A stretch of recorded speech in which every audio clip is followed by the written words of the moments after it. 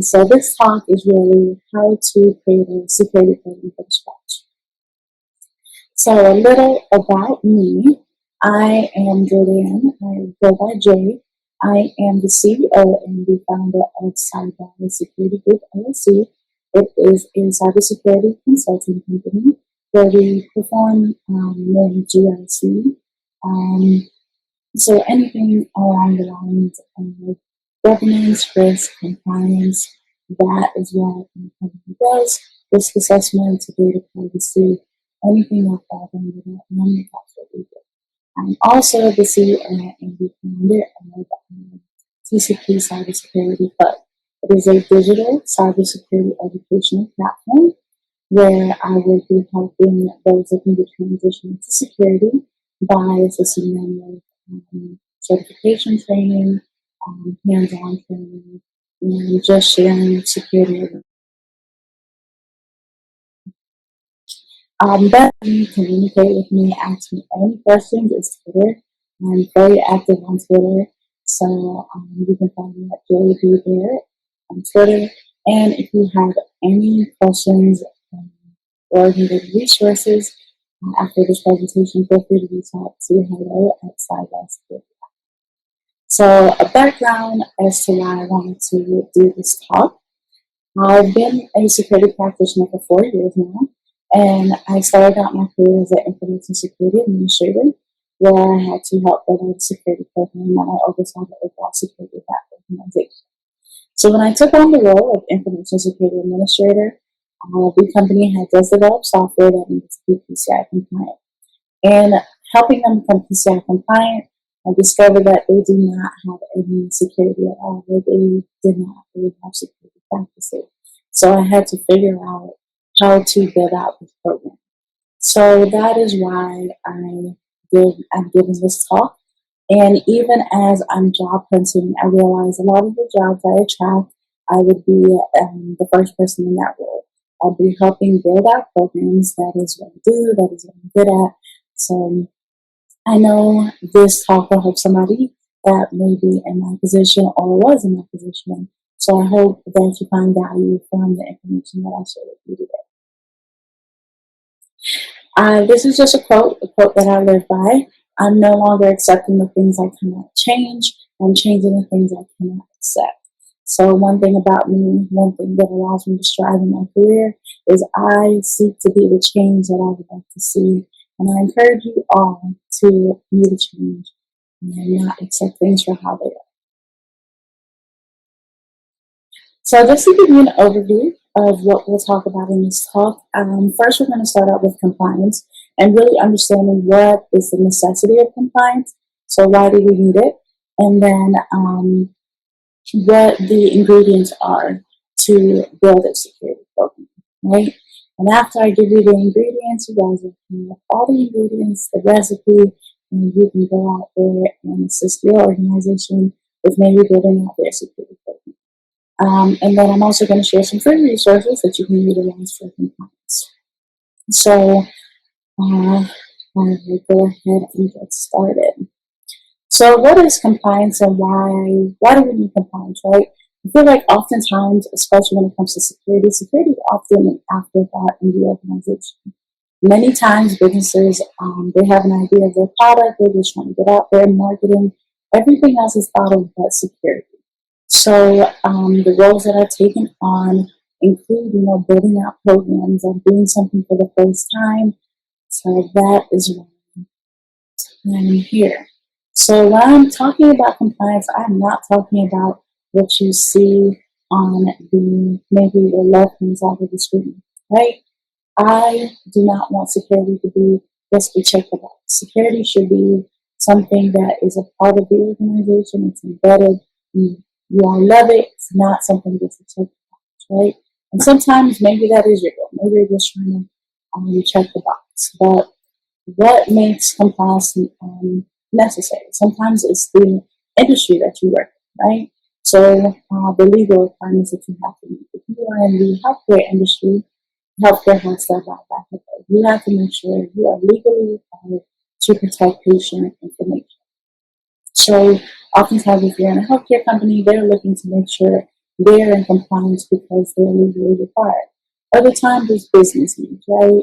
So the organization wants to start taking credit card data, so they seek to become PCI compliant. If the federal compliance, so if you want to do business with the government, if you would like to market to the government, you have to be federal certified. So maybe it's a business need, as to why compliance would be necessary for the organization. The third thing would be customer trust, right? Even us as customers, when we're looking to buy things, we want to see those shiny letters. We want to know that they comply with these laws, these regulations. We want to know we are going to give our information, credit card information, anything that pertains to us that is secure. So a lot of times companies go through compliance because they want to build that trust with customers so that they can get more customers, right? Another option would be contractual agreements. Oftentimes when you go into partnerships, maybe some of those partnerships require that you do a SOC 2 Type 2 audit once a year. So that is your goal for compliance. So make sure that you're meeting your compliance. And the last one, I should put it as the first one, but it's just best practice, right? What should the organization be doing to have good cyber hygiene? So these are often the options for compliance when it comes to why you're seeking to become compliant. So now that we've talked about the necessity of compliance and why organizations seek it, we're going to go into the ingredients, right? And these are the steps that I've used previously before when I had to build out security code. So the first step would be the business needs, right? You should have a good understanding of what are the business goals and the objectives for this compliance. When they come to you, their security practitioner, they're going to tell you like, hey, we built the software and it needs to be PCI compliant, or we started taking credit cards through the website and we would like to look at the PCI. They're trying to avoid fines, especially when it comes to GDPR, the CCPA. We don't want to be fined. So let's figure out how we don't get fined and what we need to do, right? Mergers and acquisitions, oftentimes when organizations merge with each other or they're acquired, they have to meet the new security standard most likely from that organization. So now things have to change. And last but not least, hopefully, compliance is not after a data breach, but oftentimes it is, right? You don't know that you have a security vulnerability, you don't know that you have a security gap, you've been breached, and now you're looking into compliance. So understanding the business needs, knowing the goals, why are we doing this, why do we need to be compliant, so you have a better understanding of how to meet the organization. So once you begin understanding of the business goals, you're going to go back, you're going to, figure out how you're going to get the organization to comply, right? And once you do that, you're going to want stakeholder buy-in. And stakeholder buy-in would be reaching out to the C-level, reaching out to key stakeholders, whether it's the director of IT, director of human resources within the organization, and getting them to be on your side to move forward with implementing changes in regards to compliance.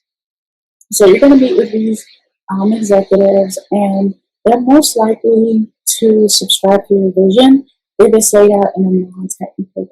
If we just go into the meeting with stakeholders and just spew off all of our security knowledge as to why we should be compliant, they are most likely not going to be right. They cannot relate, and it doesn't make sense to them, literally money-wise, as to why they should be investing.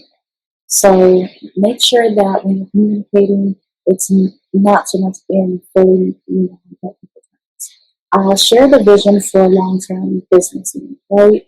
Let the organization know that this is an investment, this is going to be for the future, and that it has long-term effects. This is not a short-term fix, and not just putting a band-aid over whatever you're trying to fix when it comes to compliance, that this is a long-term goal.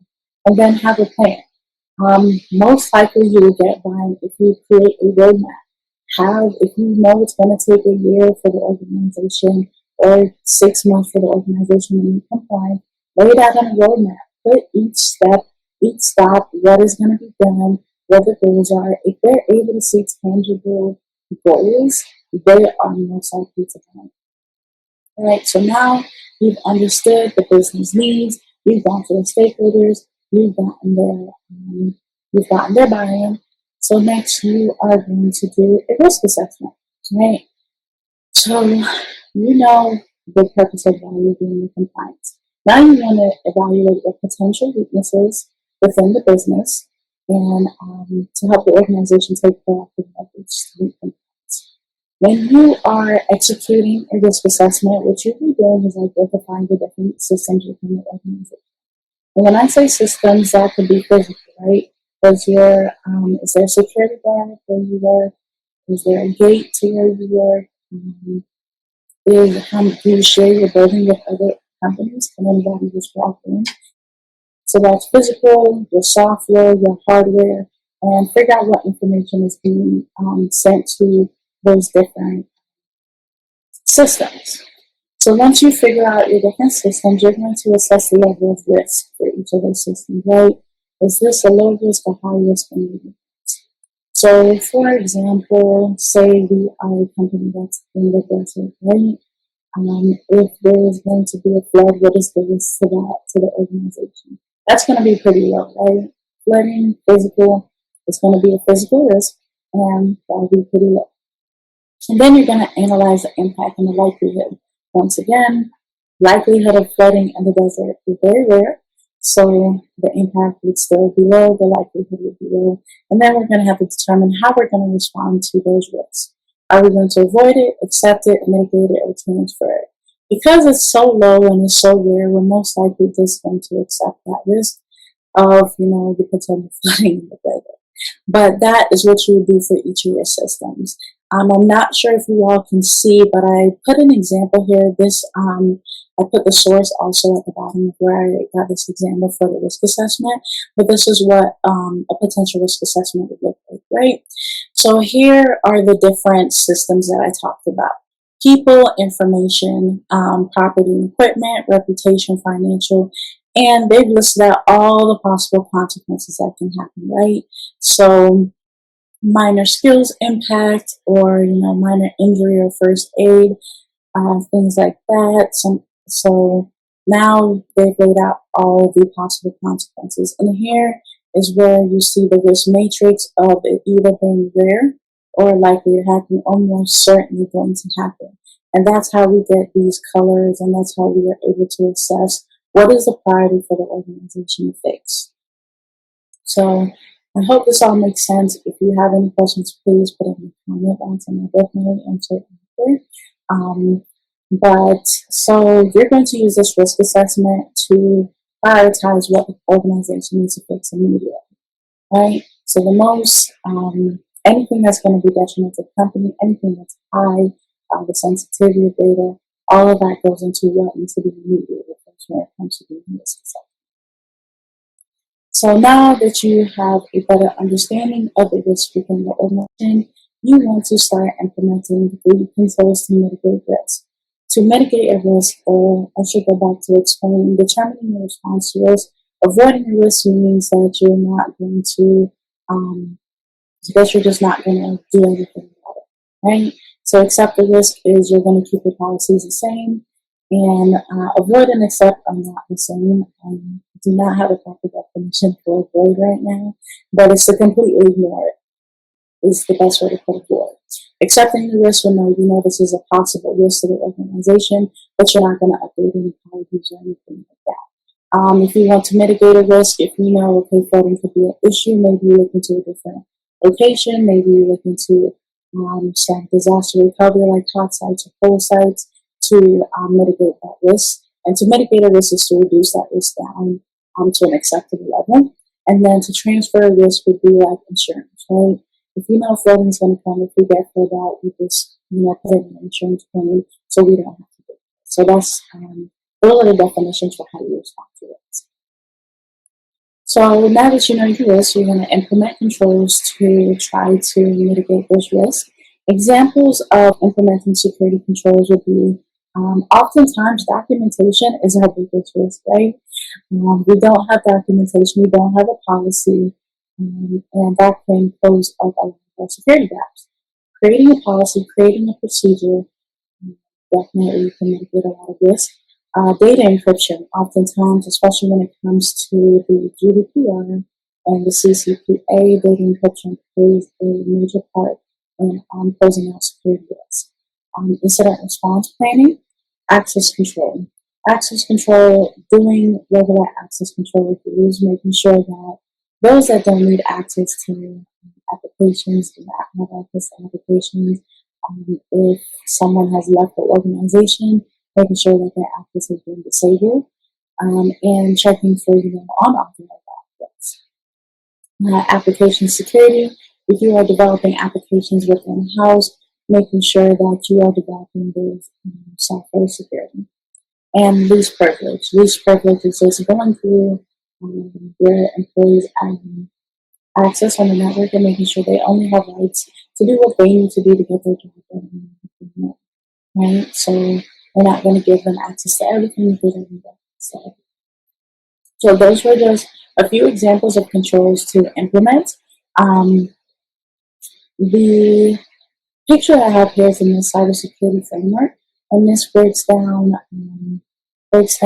these 5 categories on how you identify, protect, detect, and response, recover. And these are a few examples of controls for those specific areas. So now that you have assessed your risk, you've put in controls to close out your security gaps, you want to make sure that you have some security. You want to educate your employees on the organization's expectations of them when it comes to protecting the organization, right? And also protecting them. So when you're doing security awareness training, you want to make sure that that training is engaging, right? I know I've been just rambling off and talking to you all this entire time, but in person I would definitely be asking more questions. Kind of hard to navigate the little chat and poll at the same time, but when you're giving a awareness training, definitely try and make it engaging. In the time of COVID, we all know it's kind of hard to keep people engaged remotely, but it's maybe set up like a quiz where they can just text in and answer questions, so it's kind of interactive at the same time. Make sure that the security awareness training is relevant to them, relevant to the organization, that have up-to-date information. Reinforce training. So oftentimes a lot of compliance requirements require security awareness training to be once a year, but to remind employees often, whether that's through weekly emails, training, however, whatever the cadence is, just to remind employees what their responsibilities are. And then role-specific security awareness training.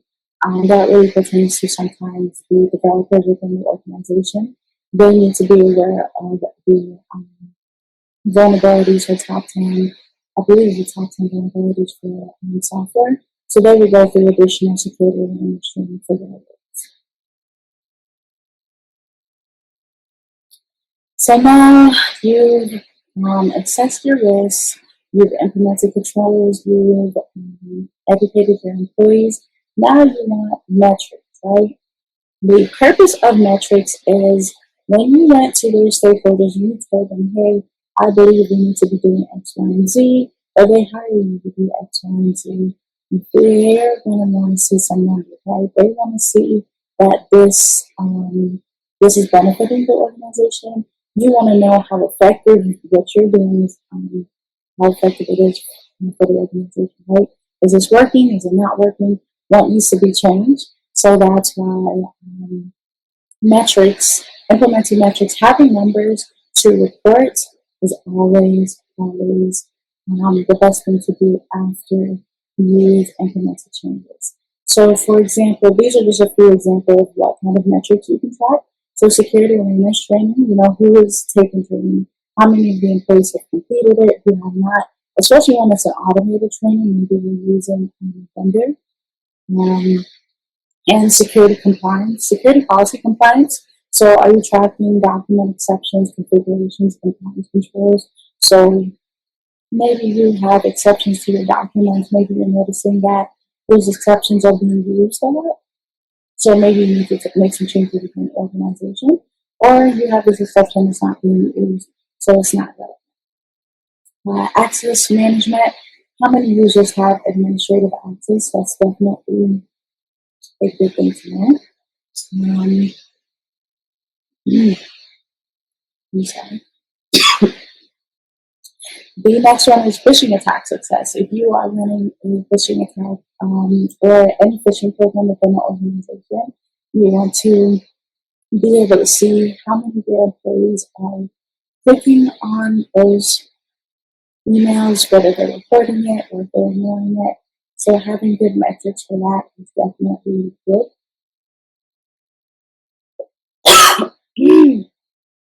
Patching. How long does it take your team to implement patches? That is always good to know because you want to know once a vulnerability is out there, how long does a team take to patch it? How long is your system vulnerable in between? And the last one is the mean time between failures. That's just you having an understanding of when, how long are your systems down if they are affected by it. I'm sorry, I'm not used to talking this much, so I don't know where this is going back.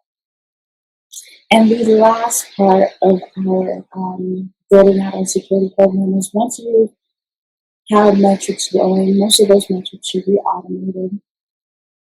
If not, Excel spreadsheet works. Punching the numbers manually, there's nothing wrong with that. But just having some proof of your hard work and everything is implemented. So the next one, the last part of our ingredients is continuous monitoring. Continuous monitoring, we want to make sure you're maintaining the patch, right? We are not here to, I do not advocate for the second attacks. I say we practicing security, doing a due care, doing a due diligence, and making it a part of the organization. So to maintain compliance, you want to make sure you're keeping track of your vulnerabilities. So whether that's doing periodic vulnerability scans, doing regular patches, monitoring your network traffic. So you definitely know when there's unauthorized access to your networks. Performing your audits, whether that's internal or external, any audits that you need to meet the regulations, that you're doing that in the appropriate time. Access control reviews, so you know who has access to your network, right? Having good onboarding practices. Third party and vendor reviews. If you onboard third parties, you should hold them to a standard to meet your security requirements, right? So making sure they're going through their audits and they're doing their things. And then the last would be reporting. Having some sort of regular reporting to stakeholders so they are aware of what the security posture is like within the organization. So now I'm just going to provide you with some free resources. At the beginning of my career, I did not have a budget. I did not have much, so I had to figure a lot of things out, like ad hoc, in-house.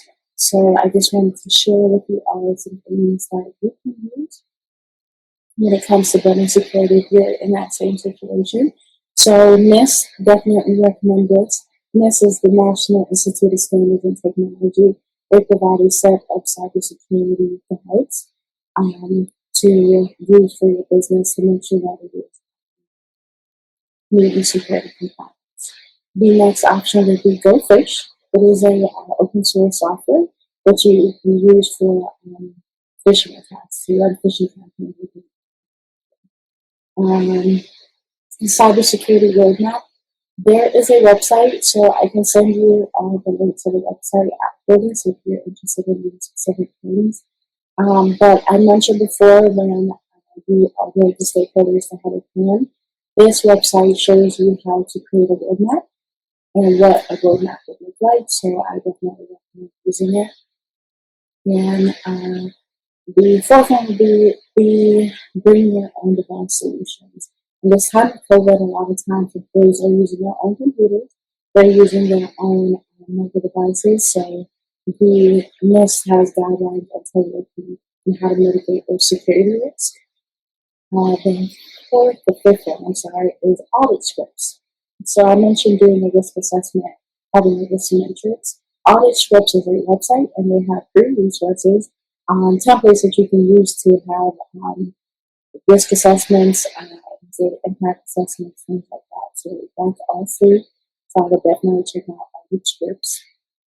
And the last one is if you're in the position where you have to create a policy, a standard or procedure, and you're looking for some guidance or a template, say in cybersecurity policies, they have free templates that you can use, and most information security policies or procedures that you need. Obviously, I don't advocate for copy and pasting, but we tweak the policies to be relevant to the organization and to what's real. So I think it's talking really fast. So wrap it early. So I'm going to stop my presentation.